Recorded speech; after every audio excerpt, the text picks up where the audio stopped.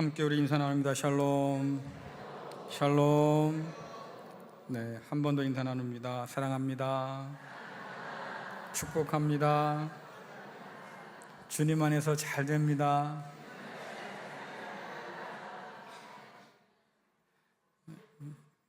여기서 보면 다 보이는데 멋대가리 없는 분들이 좀 계셔요. 가족끼리는 그러는 거 아니야. 왜 그러실까? 같이 좀 즐겁게 인사도 나누면 얼마나 좋아요. 어쨌든 자, 바닷가 항구에 가면 거친 파도로부터 항구를 지키는 방파제가 있고요. 그 방파제가 파도를 먼저 흡수해서 항구에 큰 영향이 없도록 만들어 주는데, 이런 방파제가 바다에만 있는 건 아니라고 해요. 특정 지역이 방파제 역할을 하기도 한다.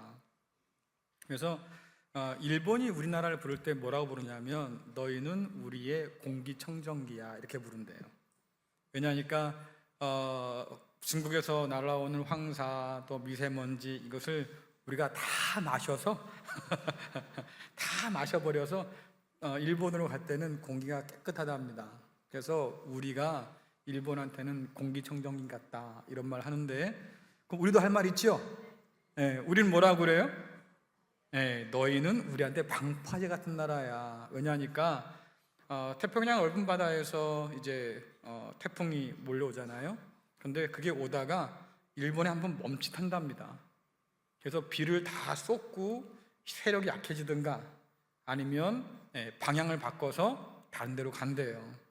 이번에도 우리가 좀 덕을 봤죠. 그래서 일본은 우리의 방파제다, 지리적으로 그렇게 우리가 생각할 수 있다고 하는 거죠. 그래서 오늘 살펴볼 이 두아디라라고 하는 이 도시도 어쩌면 방파제와 같은 역할을 하는 도시라고 해요. 자, 지도 한번 보여주세요. 네, 저 밑에 보시면 에베소부터 시작한 겁니다. 에베소, 서머나, 버가모까지 지난번에 했고요. 이제 우리가 두아디라로 넘어가는데, 버가모라고 하는 도시는 소아시아의 수도입니다. 그래서 다른 데보다도 좀 더 전쟁의 위협이 높은 데예요. 왜냐하면 예전에도 서울을 함락되면 끝난다, 뭐 이런 얘기도 많이 하니까 그만큼 수도를 중요하게 생각하는데, 그래서 버가모라고 하는 저 수도를 지키기 위해서 만들어진 도시가 뭐냐면 두아디라라는 도시입니다. 이 도시는 군사 도시예요. 그러니까 전쟁이 일어나면 이 도시가 그 전쟁을 다 끌어안고 버텨야 돼요. 그러다 보니까 이게 무너지기도 하고 다시 재건되기도 하고, 역사적으로 굉장히 파괴와 재건을 거듭했던 곳, 이것이 바로 두아디라다라고 하는 것이죠. 자, 그런데 어느 순간부터 이 도시가, 바꿔도 괜찮습니다, 이 도시가 번듯한 도시로 성장하게 돼요. 이유가 뭐냐니까, 로마가 전 세계를 지배하면서부터 전쟁이 그쳤어요. 그렇죠? 용납하지 않는 거지, 로마가. 그래서 군사를 보내서 다들 장악하고 있으니까 이 로마의 반기를 들고 일어날 수 있는 나라가 몇 없었으니까 그만큼 전쟁이 사라지게 됐다. 그 틈바구니에 파괴됐던 이 도시를 다시 재건했습니다. 그래서 두아디라라고 하는 이 도시가 로마의 보호와 지원 아래 빠르게 성장하게 되었다. 당시의 여러 도시와 마찬가지로 이 도시도 로마와 무역하면서 먹고 살던 도시가 되었는데, 그 당시 로마 황제나 귀족들이 전용으로 입는 옷, 자줏빛 옷감을 이 두아디라라는 지역에서 만들어냈어요. 이 자줏빛으로 염색을 하려고 하면 염료가 중요한데, 이 염료를 얻는 게 너무 힘들다고 그래요. 그러니까 너무 극소량의 염료를 가지고 옷감을 염색해야 되니까 그만큼 비싼 옷감이었습니다. 그러니까 아무나 그 옷을 입기는 어려웠다. 주님께서 걸쳤던 옷 중에도 자줏빛 옷이 있었지요. 그 얘기는 뭐냐면, 주님께서 이 땅에 왕으로 오셨다고 하는 것을 상징적으로 보여주는 하나의 건데, 그 당시 로마 황제도 그렇고 귀족도 그렇고 이 자줏빛 옷감을 얻어 입었습니다. 또 한 가지는 구리 세공업자들이 유행했어요. 터키 지역은 지금도 구리 이 가공업이 되게 유명하거든요. 그래서 이런 염색업이라든가 구리 세공업자들이 강력한 길드를 형성하고 조합을 형성해서 그 길들을 통해서만 장사할 수 있도록 허가권을 허락해 주었습니다. 그러니까 그런 협동조합이나 상인조합들을 이용하지 않고서는 경제적 활동을 하기가 어려운 그런 도시가 그 당시 소아시아 여러 지역이었고, 그리고 두아디라 도시도 그런 도시 중에 하나였다. 네.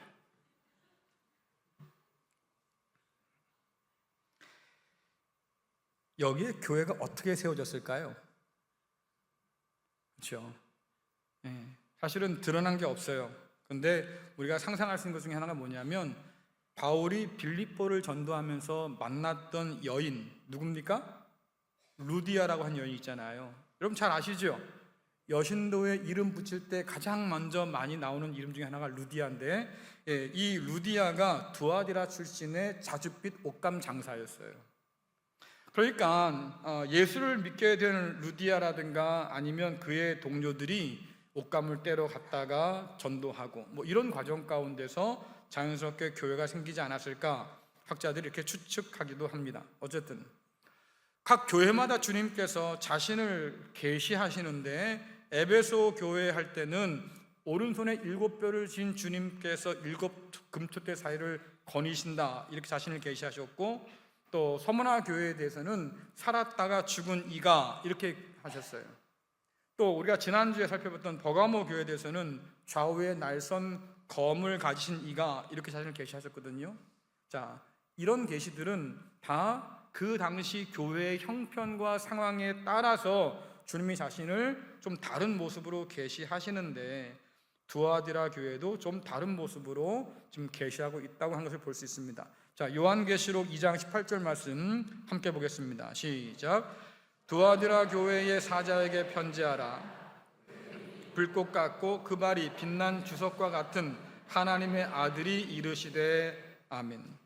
주님의 눈은 불꽃 같다, 그 발은 빛난 주석 같다. 이 주석은 청동을 가공해서 만드는 일이거든요. 아까 말씀드렸죠. 이 두아디라 지역은 구리 세공업자가 많았다고. 여러분, 구리를 녹여서 가공할 때 필요한 게 뭡니까? 풀무 불이잖아요. 그렇죠? 강력한 불을 가지고 금속을 녹여서 또 형태를 만들고 두드려서 만드는 거니까, 그래서 아마도 이 표현들을 그 당시 두아디라 교회에 있던 사람들은 쉽게 이해했을 거다. 금을 녹이는 맹렬한 불꽃, 그리고 그렇게 가공된 주석이 얼마나 단단한가, 결국 이런 이미지들은 주님께서 자신을 지금 심판자로 계시하고 있다라고 하는 거예요. 주님의 불꽃 같은 눈으로 모든 것을 환히 다 꿰뚫어 보시고, 그렇게 해서 드러난 악에 대해서 용납하지 않고 빛난 주석 같은 단단한 발로 짓밟아서 심판하시는 주님, 이것이 두아디라 교회에 주께서 자신을 계시하신 모습이에요. 또 한 가지가 좀 더 깊이 살펴볼 게 뭐냐면, 주님은 다른 교회와 달리 자신을 하나님의 아들이라고 분명하게 계시하십니다. 이때까지 앞에 살펴본 그 어떤 교회에서도 하나님의 아들이라고 자신을 계시한 적이 없는데, 이 두아디라 교회에 대해서 하나님의 아들이라고 분명히 계시하셔요. 왜 그럴까? 아까 지도 옆에 보시면 그림 하나 있었을 거예요. 다시 한번 띄워줄 수 있나요? 네, 저 그림의 주인공은 태양의 신이라고 그래요. 주변에 이렇게 뭐 환하잖아요. 옛날 사람들은 태양 신이 마차를 타고 이렇게 동쪽에서 서쪽으로 간다고 생각했어요. 그러니까 태양신인데 저 신의 이름이 뭐냐면 아폴로 또는 아폴론입니다. 그런데 이 태양신 아폴로는 제우스의 아들이에요. 그러니까 신의 아들 아폴로라고 한 얘기가 되겠지요. 근데 사람들이, 그 당시에 두아디라에 있는 사람들이 신의 아들 아폴로와 로마 황제를 동일하게 생각했어요. 왜냐니까 로마 황제가 발행한 동전에 보면 황제의 형상이 새겨져 있고 그 주변으로 여러 가지 이름들을 써놨거든요.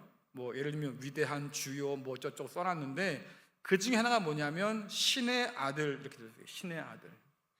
그러니까 로마 황제도 자기가 신의 아들이라고 스스로 그렇게 신격화시키는 상황이죠. 그러니까 신의 아들인 아폴로를 섬기는 것은 신의 아들인 이 로마 황제를 섬기는 것과 똑같다.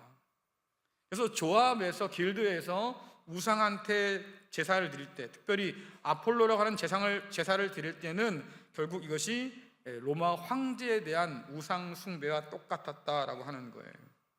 자, 그러다 보니까 이 두아디라 교회 성도들은 제우스의 아들, 신의 아들인 아폴로 혹은 로마 황제, 그리고 하나님의 아들이라고 자기를 소개하신 예수님 사이에 지금 서 있는 거죠. 누구를 섬겨야 할까라고 하는 문제가 제기될 수 있는 거예요. 그래서 예수님께서 친히 그 교회에 대해서 내가 하나님의 아들이야 이렇게 밝힌다고 하는 것은, 진짜 하나님의 아들, 진짜 신의 아들은 아폴로도 아니고 로마 황제도 아니라 바로 너희를 위해서 십자가를 지고 죽고 부활한 나다. 주님께서 진짜 하나님의 아들이라고 하는 것을 드러내고 있는 거죠. 진짜가 왔으니까 가짜를 버려라 라고 하는 거예요. 헛갈리지 말고 진짜가 왔으니까 확실하게 붙들어라 라고 하는 거죠. 여러분들, 구약 성경은, 그 구약 성경이 쓰여지던 모든 역사 속에서 보면 주변 나라들은 다 어떤 나라입니까? 다 다신교예요. 온통 다 신들로 가득한 세상인데, 그 세상 가운데서 이상하게도 유대인들만, 아니 우리 하나님 한 분만 참된 신이고 니들 신은 다 가짜야, 다 우상이야, 그렇잖아요. 심지어 제국이 섬기는 신들에 대해서도 해와 달과 별과 수많은 신들을 여기서 섬긴다고 하는데 그거 우리 하나님이 만든 피조물들이거든, 이렇게 얘기하거든요. 그러면 이 말이 갖는 의미가 굉장히 커서, 제국들의 신들을 부정한다고 하는 것은 제국들의 신들의 지지를 얻어서 황제가 되었다고 하는 그 황제의 권세를 부정하는 일인 거예요. 쉬운 게 아닌 거지요. 굉장히 위험하기도 하고 제국 입장에서 볼 때는 발칙한 그런 주장이 될 수도 있겠다. 신약 성경도 마찬가지입니다. 예수님이 태어날 무렵에 로마 황제는 아우구스투스라고 그러는데, 이 사람은 존엄한 자, 또 황제의 칭호를 처음 받은 사람일 뿐만 아니라 평화의 왕이고 신의 아들이라고 불렸던 사람이에요. 근데 그런 시대 가운데 예수님이 태어났는데 천사들이 뭐라고 그럽니까? 그분이야말로 하나님의 아들이고 평화의 왕이다. 로마가 폭력을 가지고 이뤄놓은 로마의 평화, 그래서 전쟁은 그쳤지만 그 모든 땅에 로마가 억압하고 착취해서 말이죠, 힘으로 짓누르고 있는 그런 상황인데, 그런 평화는 가짜 평화고 우리 하나님께서 아들을 통해서 주신 그 평화가 진짜 평화다. 사자가 어린 양과 함께 뛰어논다. 어린아이가 독사굴에 손을 넣고 장난쳐도 물지 않는다. 그렇잖아요. 아무도 서로 해치지 않는다. 해함이 없다. 그게 진짜 평화지. 니들처럼 힘으로 찍어 누르고 그 힘으로 남의 걸 빼앗고 지 배 불리고 그 다음에 사람들 잡아다가 노예로 부리고, 이게 평화냐? 그래서 그 당시에 복음이 전하는 이 놀라운 사실은 로마 황제가 가짜라는 거예요. 그는 신의 아들도 아니고 평화의 왕도 아니다. 존엄한 사람도 아니다. 오직 우리 주님만이 하나님의 아들이고 진짜 평화의 왕이다. 이로써 로마 황제를 부정할 수밖에 없는 거죠. 성경이 말하는 주장은 그렇게 가볍지 않습니다. 아마 여러분도 판단해야 될 거예요. 세상의 왕이 누구냐? 권력자가 왕이겠어요? 세상을 호령한다는 그 사람들이 왕이겠어요? 수조 원을 가지고 있다는 사람들이 왕이겠어요? 아니에요, 여러분들. 하나님께서 이 세상의 왕이다. 그러니 진짜가 왔으니까 가짜를 버려라, 그 말이에요. 빛이 왔으면 어둠이 물러가는 것처럼, 진리가 밝아졌으면 거짓이 물러가는 것처럼, 진짜 하나님의 아들이 왔으니 거짓된 것을 버리고 그 하나님의 아들을 믿으라고 지금 우리에게 이야기해주고 있는 거지요. 하나님의 아들이신 주님은 두아디라 교회를 보면서 먼저 칭찬을 아끼지 않는다. 자, 요한계시록 2장 19절 말씀 보겠습니다. 시작. 내가 내 사업과 사랑과 믿음과 섬김과 인내를 아노니 내 나중 행위가 처음 것보다 많도다. 아멘. 내 사업이라고 하는 것은 교회가 감당하는 여러 사역들을 가리키는데, 두아디라 교회는 그 사역들을 사랑으로 믿음으로 잘 감당해서 말입니다, 섬김과 인내의 열매를 풍성하게 맺고 있었어요. 그래서 나중에 그 모습이 처음보다 많다, 이 얘기는 점점 더 너희가 성장해 가면서 열매가 풍성해졌구나, 주님의 칭찬이지요. 에베소 교회와 비교하면 좀 달라요. 그들은 수고와 인내를 인정받긴 했지만 책망받는 게 뭡니까? 너희가 처음 사랑을 잃어버렸어 라고 책망하잖아요. 근데 오늘 이 두아디라 교회는 어떻습니까? 처음보다 지금이 훨씬 더 나아. 발전하고 있는 교회고, 성장하고 있는 교회고, 아름다운 열매를 맺고 있는 교회고, 그러니 주님께서 칭찬하시고 있는 교회인데, 근데 왜 이 칭찬받을 만한 교회에 주님께서는 불꽃 같은 눈을 가지고 빛나는 주석 같은 발을 가지고 심판의 주로 오셔야 했을까? 문제는 여기에 있는 거지요. 칭찬하셨으면 칭찬으로 끝나면 좋잖아요. 근데 왜 꼭 뒤에 토를 달아서 하지만 이란 말을 하실까? 자, 요한계시록 2장 20절 말씀 보겠습니다. 시작. 그러나 내게 책망할 일이 있노라. 자칭 선지자라 하는 여자 이세벨을 내가 용납함이니 그가 내 종들을 가르쳐 꾀어 행음하게 하고 우상의 제물을 먹게 하는도다. 아멘. 책망할 일이 있는데 뭔가를 용납했어. 용납하면서는 안 되는데 그것을 용납했는데, 그게 뭡니까? 너희 가운데 자칭 선지자가 있다. 자칭이라고 하는 말은 뭐냐면 내가 보내진 않았어 라는 뜻이에요. 주님이 보내진 않았지만 그러나 그가 스스로 내가 하나님께 보냄받아 왔다고 말이죠. 거짓말로 주장한다, 그 말이에요. 자, 근데 신명기에서는 하나님께서 분명히 이 죄에 대해서 죽임을 당한다고 경고하셨거든요. 자, 신명기 18장 20절 말씀 보겠습니다. 시작. 만일 어떤 선자가 내가 전하라고 명령하지 아니한 말을 제 마음대로 내 이름으로 전하든지 다른 신들의 이름으로 말하면 그 선지자는 죽임을 당하리라 하셨느니라. 아멘. 하나님과 관련되어서 죽임을 당한다고 하는 말을 쓸 때는 그들의 행동이 하나님을 모욕하는 신성모독의 행동일 때만 나타나는 얘기예요. 여러분, 사람 목숨이 귀하잖아요. 그렇죠? 근데 그 목숨을 이제 죽임당한다고 말할 때는 굉장히 큰 죄를 진 건데, 하나님과 관련해서 우리가 지을 죄가 뭘까? 죽임당할 마땅한 죄가 뭘까라고 하니까 하나님을 모독한 죄다. 그럼 도대체 그게 어떤 죄길래 그러냐라고 명시된 게 뭐겠습니까? 내가 전하라고 명령하지도 않았는데 지 마음대로 내가 전하지 않은 것을 내 이름을 가지고, 하나님 이름을 가지고 거짓말로 전한다. 그것은 죽을 죄다라고 하는 거예요. 한국교회가 은사주의가 굉장히 강하거든요. 옛날 부흥회 할 때부터도 우리나라는 그게 강했어요.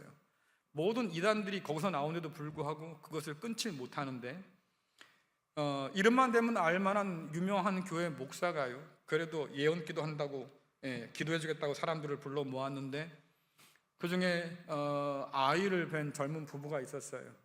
그래서 예언기도 한다고 딱 머리를 뒤밀었는데 하는 얘기가 내 복 중에 남자아이가 있다. 병원 갔다 왔는데 딸이라고 그랬어. 얼마나 황당해. 딸이라고 들었는데 목사님은 예언을 해보니까 남자아이라고 그러니까, 목사님 병원 갔다 왔는데 딸이라고 그러셨는데 내가 기도하면 아들도 딸이 되느니라. 한국교회가 이 모양이라고. 여러분, 그런데도 아멘 하겠어요? 그러니까 어디 가서 예언기도 한다고 머리 함부로 들리지 말라고요. 몇 번이나 말씀드려, 제가 다 헛된 거라고. 기록된 말씀을 넘어가는 순간 다 이단이라고 말씀드리잖아요. 눈에 보이는 거, 눈에 환상이 봤다, 뭐가 봤다, 뭐 들었다, 뭐 다 소용없다니까. 여러분들, 제가 경험을 했잖아요. 제가 경험을 했다고요. 아무 소용없다고. 기록된 말씀 외에 다른 것을 우리가 자꾸 바라보는 순간부터 이상한 것이 들어오기 시작하는데, 주께서 경고한 그런 죄들을 우리가 용납할 수 있겠다. 그러니 제발 조심하자고 말씀드리는 거 아니에요? 그렇죠? 이렇게 말씀을 전해도 문 딱 나가면 홀랑 다 까먹어. 그리고는 아이고 어디 가면 뭐 권사님이 기도를 열심히 해준다는데 거기 한번 가볼까? 어디 기도인가 무슨 뭐 예언 기도 해준다는데 거기 가볼까? 세상 사람이 답답해서 점집 가는 거나 뭐가 다른데요 도대체가? 하나님은 그런 식으로 믿지 마세요. 성경에 분명히 말씀하잖아요.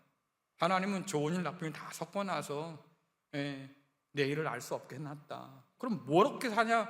하나님 의지하고 살라고, 하루하루 하나님과 동행하며 살라고. 그게 믿음이라고 말씀하시는데 우리는 내일을 알고 싶어가지고 말입니다. 그런데 가서 제발 그러지 마세요 여러분들. 내가 말하지 않은 것을 제 마음대로 내가 말했다고 말하는 것들 내가 심판할 거야. 하나님 말씀하잖아요.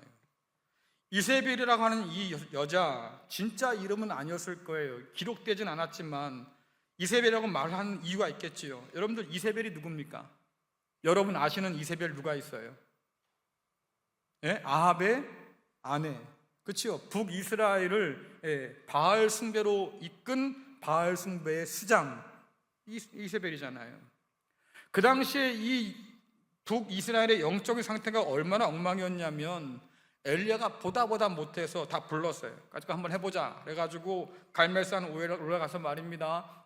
그 바알 선지자하고 아세라 선지자 850명대 자기 혼자 한번 싸워보겠다고. 근데 그렇게 해놓고 나서 백성한테 물었잖아요. 야, 구경 온 사람들이 있었으니까 물었어요. 야, 너희들 가운데 한번 대답 좀 해봐라. 여호와가 하나님이냐 바알이 하나님이냐? 여러분 누가 하나님이에요? 바알이 하나님이에요? 여호와가 하나님이에요? 이쪽은 아직도 헷갈리는 분이 계신가 봐. 아니 여기 와서 또 헷갈리면 어떡하자는 거예요 도대체 지금. 그렇죠? 자, 여호와가 하나님이에요? 바알이 하나님이에요? 우리는 뻔히 아는데 그 당시에 이스라엘 백성이 뭐라고 그랬냐면 잠깐만요, 우리는 대답 안 하, 노 코멘트. 왜? 내가 바알을 하나님이라고 그러면 여호와가 기분 나쁠 거고 여호와를 하나님이라고 그러면 바알이 기분 나쁠 텐데 내가 못하러 그 짓을 하겠습니까? 그렇잖아요. 그냥 양다리 걸치고 가만히 있으면 굿이나 보고 떡이만 먹으면 되지 뭐 우리야. 그런 마음이었다고. 하나님이 누군지를 잊어버린 시대, 그래서 여호와가 하나님인 줄 알지 못했던 시대, 그때가 이세벨이 활동했던 그때예요. 그런 영적으로 얼마나 어두워. 근데 그런 사람이 지금 어디에도 있다. 두아디라 교회 니네 가운데도 그런 사람이 있어. 그래서 그 사람은 이세벨처럼 많은 추종자를 거느렸고 백성들을 우상 숭배하도록 그렇게 이끌어서 지금도 거짓말로 너희를 미혹하고 있다. 그래서 지금 너희 교회 상황이 어떠냐? 바알을 숭배했던 이스라엘 백성과 다르지 않을 만큼 끔찍하다.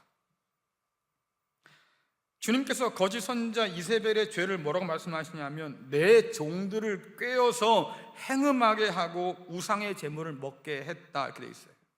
여러분 행음이 뭐예요? 행음은 당시 우상 숭배에 포함되었던 아주 음란한 행위였어요. 이세벨이 믿던 바알 종교는 신을 자극해서 복을 얻어낸다고 생각했기 때문에 그들 바알을 예배하고 숭배하는 그 예배 중에 성전에 있는 창녀들과 함께 관계를 맺었다 그 말이에요. 그래서 그것을 쾌락을 쫓는 행위라고 했다 그 말이죠. 이런 행위들을 지금 너희가 우상 숭배하면서 똑같이 하고 있다고 하는 것이고, 동시에 너희 마음 가운데 우상을 용납했으므로 하나님 앞에서 지금 영적 간음을 저질렀다. 우리가 화요일부터인가요? 아마 호세아서를 하게 될 텐데, 호세아서에서 주께서 하신 말씀이 그거 아닙니까? 너희가 남편인 나를 버려두고 외간 남자인 바알을 따라갔지. 그렇잖아요. 그것이 너희가 저지른 영적인 간음이라고 지금 말씀하시는데, 그래요. 그 당시도 있었다. 바울 당시도 있었고. 자, 바울이 그래서 고린도전서에서 이런 죄를 지적합니다. 고린도전서 10장 20절 21절 함께 읽겠습니다. 시작. 무릇 이방인이 제사하는 것은 귀신에게 하는 것이요 하나님께 제사하는 것이 아니니 나는 너희가 귀신과 교제하는 자가 되기를 원하지 아니하노라. 너희가 주의 잔과 귀신의 잔을 겸하여 마시지 못하고 주의 식탁과 귀신의 식탁에 겸하여 참여하지 못하리라. 아멘. 바울이 지금 기록하고 있는 이 고린도의 상황도 지금 소아시아 7교회에 있던 상황과 별반 다르지 않다 그 말이에요. 그래서 이방인이 제사하는 우상 숭배하는 자리에 가서 성도들이 앉아서 그들과 먹고 마시는데 당시의 사람들이 뭐라고 가르쳤냐면 우상은 헛거래매, 아무것도 아닌 거래매. 아니 아무것도 아닌 것이니까 가서 우리가 먹고 마신들 무슨 상관이 있겠냐, 아무 문제도 없지. 근데 바울이 뭐라고 그래요? 우상 숭배하는 그 이면에 누가 역사하느냐? 귀신이 있어. 너희가 가서 우상의 제단에서 먹고 마시고 뛰놀다고 하면 그건 귀신과 교제하는 거야. 왜? 하나님 앞에서 예배할 때 성찬을 받아요. 주님의 살과 피를 먹고 마셔서 우리가 주님과 하나 된다고 말하지요. 그러니 주님께서 차려놓으신 그 식탁을 통해서 우리가 주님과 함께 교제를 나누는데, 마찬가지로 우상 앞에 가서 너희가 먹고 마시면 결국 그 우상 옆 그 뒤에 있는 사탄과 귀신과 교제하며 사는 거야. 그러니 하나님을 사랑한다고 말하면서 어떻게 우상 앞에 가서 그렇게 교제할 수 있을까? 말도 안 된다, 그럴 수 없다, 너희는 그럴 만한 사람이 안 된다고 얘기하는 거지요. 주님의 성찬에서 먹고 마신 자가 우상의 식탁에서 먹고 마신다, 그 얘기는 뭐냐면 우상과 하나님 둘 다를 다 섬기려는 헛된 일이다. 근데 이러한 이세벨의 가르침이 굉장히 많은 사람들에게 관심이 있었어요. 많은 사람들이 그 이세벨을 추종하기 시작했습니다. 학자들에 의하면 이세벨이 잠깐 반짝한 게 아니에요.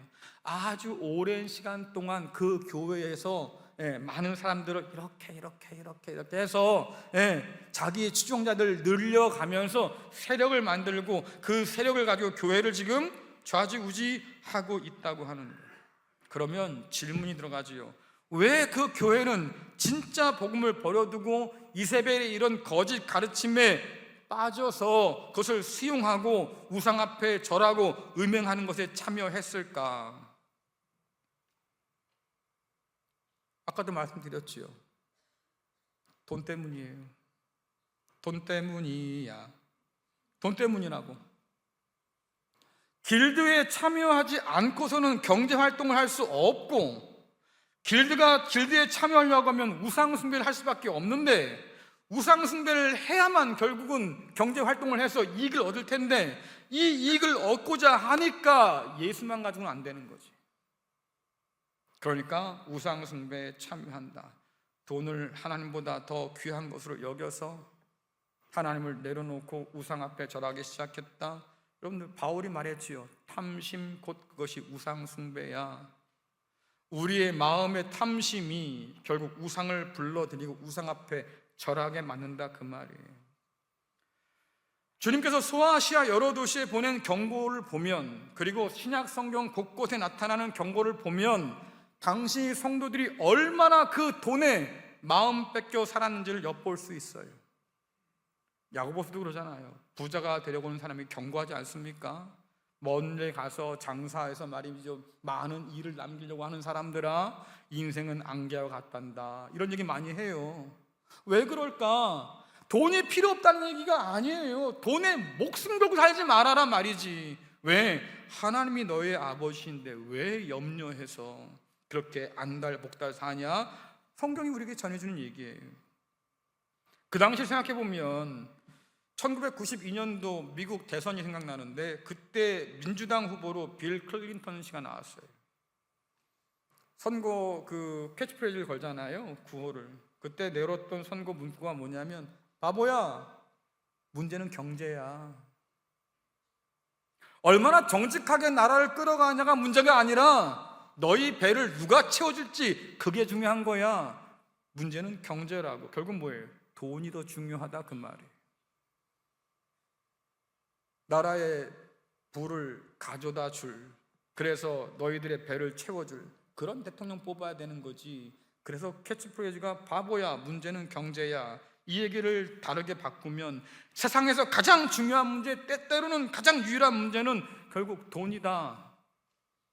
중요한 것은 그때나 지금이나 이러한 이야기에 끌리는 사람들이 많고, 심지어 더 중요한 것은 뭐냐면 두아디라 교회 안에 성도들도 그런 것에 마음 뺏겼던 것처럼 오늘날 교회 안에도 이러한 거짓된 가르침에 마음 뺏긴 사람들이 그렇게 많다, 그 말이에요. 여러분, 우리는 이세벨의 가르침을 용납하지 않았다고요. 자신 있어요. 주님께서 회개하라 명하실 때 우리는 자신 있을까요? 이세벨이 말하는 그런 거짓에 우리가 홀딱 넘어가서 말입니다. 우리도 돈이 중요한데 그러고 살지 않아요. 그때나 지금이나 문제는 똑같다. 근데 이런 이세벨의 거짓말을 보면 어떤 생각이 드냐면 광야에서 예수님께 도전했던 사탄이 생각나요. 그래, 그냥 하나님 뜻대로 살아. 대신에 그냥 눈 딱 감고 내 앞에 절 한번 하면 내가 이 세상 만국 다 줄게. 똑같잖아. 우상, 하나님도 섬겨, 괜찮아. 그런데 우상 앞에 가서 절 한번 해. 그러면 우상 앞에서 우리가 먹고 마시는 것처럼 부를 누릴 수 있어. 경제적인 유익을 왜 포기하냐. 하나님도 섬기고 우상도 섬기면 되는 걸. 그래서 고민이 생긴 거예요. 입으로는 하나님이 여호와가 나의 주라고 말씀을 하는데 삶으로 들어가면 돈이 내 주가 되는 경우가 생긴다고 하는 거지. 우리도 이세벨의 이 유혹에서, 거짓된 가르침에서 자유로울 수 없는 사람이겠다 싶은데, 그래서 이 이세벨은 어떤 사람이냐? 로마 제국의 거짓말을 대변하는 거짓 선지자일 뿐만 아니라 그 백성들을 타락시키는 사탄의 하수인과 같은 존재다. 이런 이세벨과 그 추종자들에게 주께서 경고하시면서 회개하라고 명하셔요. 자, 요한계시록 2장 21절 23절 같이 읽겠습니다. 시작. 또 내가 그에게 회개할 기회를 주었으되 자기의 음행을 회개하고자 하지 아니하는도다. 볼지어다 내가 그를 침상에 던질 터이요 또 그와 더불어 간음하는 자들도 만일 그의 행위를 회개하지 아니하면 큰 환난 가운데 던지고 또 내가 사망으로 그의 자녀를 죽이리니 모든 교회가 나는 사람의 뜻과 마음을 살피는 자인 줄 알지라. 내가 너희 각 사람의 행위대로 갚아주리라. 아멘. 많은 사람이 그렇게 얘기하지요. 교회 위기입니다. 목사는 그럴 수 있는데 여러분들은 왜 교회가 위기라고 생각하는 거예요? 여러분들은 왜 교회가 위기라고 생각합니까? 목사가 볼 땐 그래요. 이제는 일할 수 있는 사람이 많지가 않아요. 우리 교회 사람은 많다고 하는데 일할 사람이 빤해. 왜 그럴까? 물어보면 목사님 바빠요.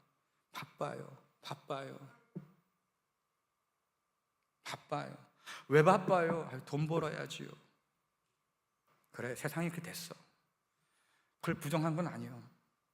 그렇지요? 하지만 우리가 그렇게 세상을 따라가면서 과연 세상을 거스를 수 있을까요? 위기는 우리가 만드는 거예요. 우리가 만드는 거예요. 하나님보다 더 빠져 사는 것이 있으니까 결국 교회가 이 모양 이 꼴로 변해갈 수밖에 없는데, 그건 우리를 위기라고 말하면서도 전혀 대처할 마음이 없어. 그냥 돈 주고 사람 사요. 그렇지요. 그럼 목사 더 뽑아요. 그러면 목사들이 하면 되잖아요. 그게 우리 꼴이라고. 여러분, 눈물 안 나요?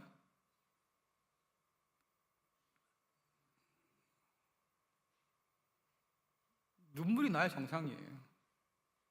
하나님의 교회가, 예수의 몸이라고 하는 교회가 이렇게 바뀐다고 하면. 근데 오늘 말씀 보니까 회개할 기회를 준다. 그렇죠? 이 말씀 보면 두 개의 마음이 부딪히는데, 회개를 통해서 그래도 용서하려고 하는 그런 주님이 보이는 반면에 회개하지 않는 이세벨과 추종자들의 고집이 드러나잖아요.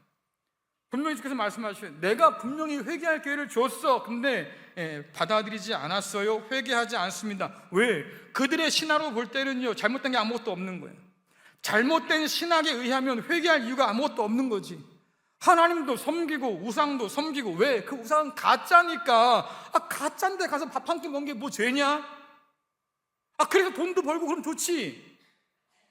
신학적으로 전혀 문제가 없다고 생각하니까 회개할 게 없는 거지요. 주님께서 회개하라고 하면 죄가 있는 거예요, 여러분들.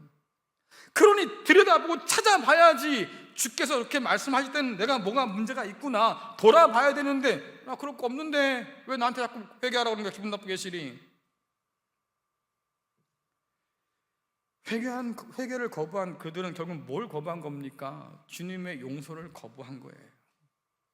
그러니까 주님께서 그냥 심판한 것이 아니고 회개하라고, 돌아오라고, 내가 너를 용서하겠다고 그렇게 했음에도 불구하고 거절했으니까 그들이 심판을 자초한 건데, 주께서 말씀하십니다. 이세벨, 너를 내가 침상에 던질 거야.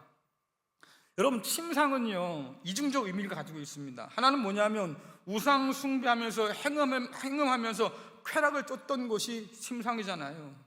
그렇죠? 또 다른 이미지는 뭡니까? 심판으로 병들어서 오랫동안 몸져 누워있을 곳이 침상이에요. 침상에 너를 던진다고 한 표현이 도대체 뭘까? 여러분들 뭔가 이렇게 잘 맞추는 사람들 있어. 그러면 뭐라고? 어떻게 알았대? 너 남산 밑에 가서 돗자리 피고 있어라 야, 이렇게 하잖아. 그럼 뭐라는 거예요? 귀신같이 맞춘다, 점쟁이 같아, 이런 뜻이란 말이에요. 그러면 침상에 던진다고 하는 얘기는 뭐냐면 침대에서 일어나지 못할 만큼 중한 병을 줄 거야, 이 뜻이에요.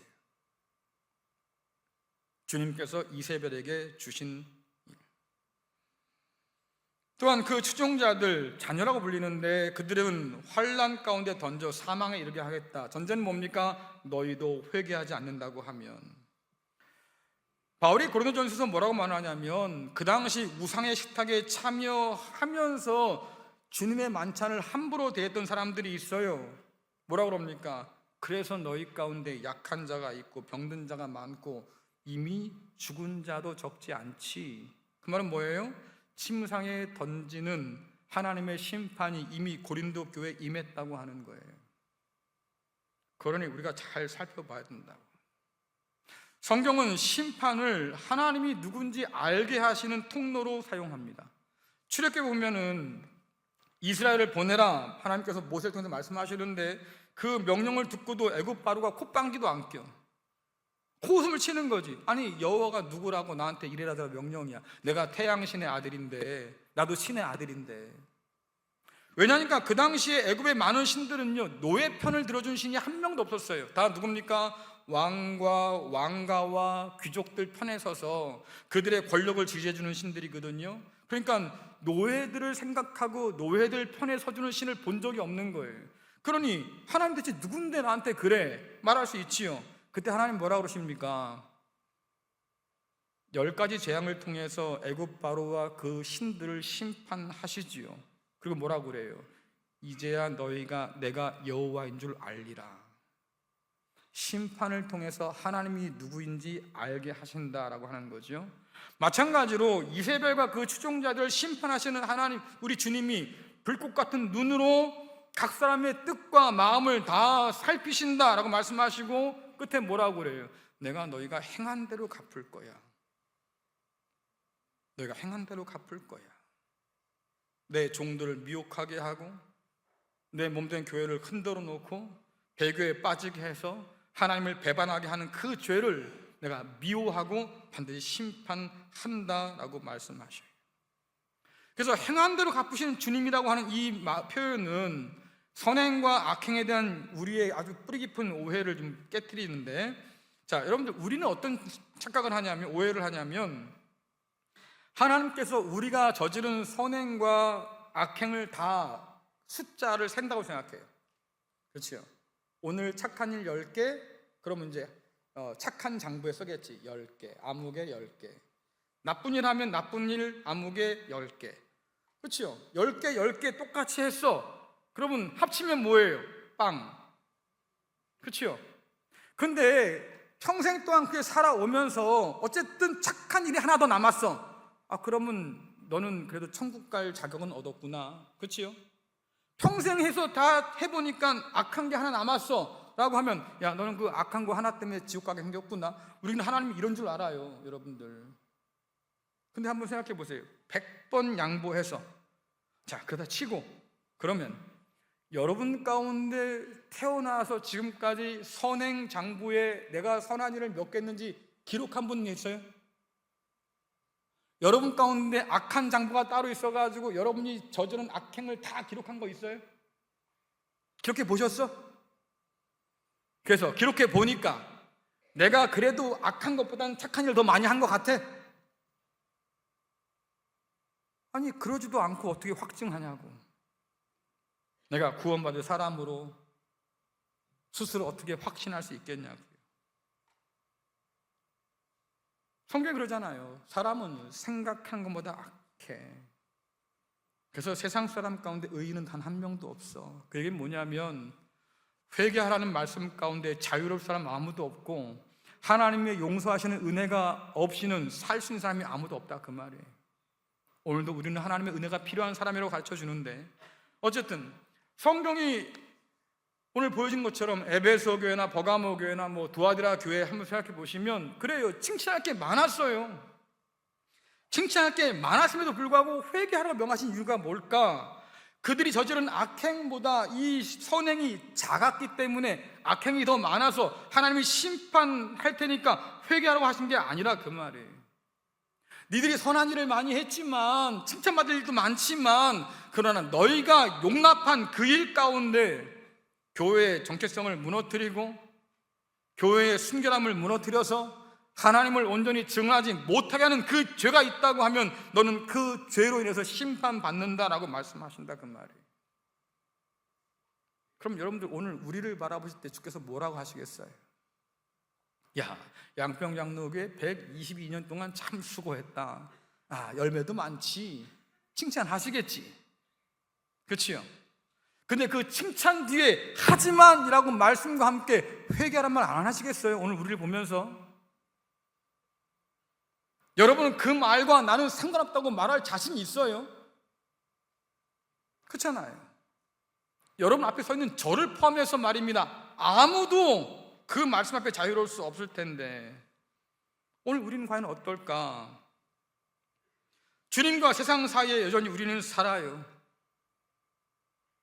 하나님 말씀은 진짜가 있다고 말씀하시고 그 진짜를 믿고 따르라고 우리에게 말씀하시는데, 우리는 그 진짜보다도 거짓된 것에 마음이 더 끌린다고 하면, 주님과 세상 사이에서 마음과 뜻을 정해라 라고 성경은 말하지만, 그러나 여전히 우리가 세상 것을 자꾸 끌린다고 하면, 여러분들 회개하라고 하는 그 경고는 그냥 하는 경고가 아니에요. 그 사랑을 받아들여라. 네가 회개하면 내가 용서할 테니 제발 그 사랑 받아들여서 회개하고 살 길을 찾으라, 그런 말씀이잖아요. 주님께서 우리에게 회개하라 말씀하실 때는 어떨 때입니까? 이미 자기 목숨을 내준 때예요. 용서하는 사랑의 그 의지를 십자가로 보여주셨잖아요. 그러니 하나님께서 그리스도 예수를 십자가에 내어주셔서 보여주신 그 본심, 주님께서 자기의 생명을 내어놓고 우리에게 생명을 얻으라고 말씀하셨던 그 진심을 우리가 복음을 통해서 진리를 통해서 깨닫지 못한다고 하면 아마 우리가 회개하라는 말씀 앞에서 회개하려고 하지 않을 거예요. 많은 사람들이 회개하라는 이 말씀을 마치 협박처럼 받습니다. 왜? 심판의 말이 따라 나오니까. 회개해라, 안 그러면 심판할 거야, 이렇게만 여기니까. 하지만 주님께서 말씀하신 그 이면엔 뭐가 있어요? 내가 이미 너를 용서하려고 하니 내게로 돌아오라 말씀하신 사랑이 있잖아요. 우린 그 사랑을 볼 필요가 있겠다. 아직도 어떤 사람들은 말입니다, 나는 죄 없어 라고 얘기할 수 있을 거예요. 고집 부릴 수 있겠지. 아니 이미 다 용서했다며 뭐 내가 회개하기 뭐 있겠어? 이렇게 살아도 나는 하나님의 사람이니까 죄를 지어도 아무 상관없어, 이런 사람도 있고요. 여전히 잘못 믿고 있다라고 하는 거지요. 회개하라고 하는 주님 말씀을 우리가 무시하면 복음이 증거하는 하나님의 사랑을 맛볼 수가 없어요. 회개하라 명하실 때 그 말씀에 순종해야만 용서하시는 하나님의 참된 진짜 사랑을 맛볼 수 있는 거지요. 여러분들, 오늘 하나님께서 우리에게 말씀하셔요. 회개하라.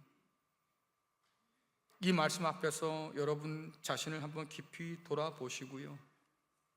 내가 놓아야 할 것이 있으면 하나님 앞에 쏟아 놓으세요.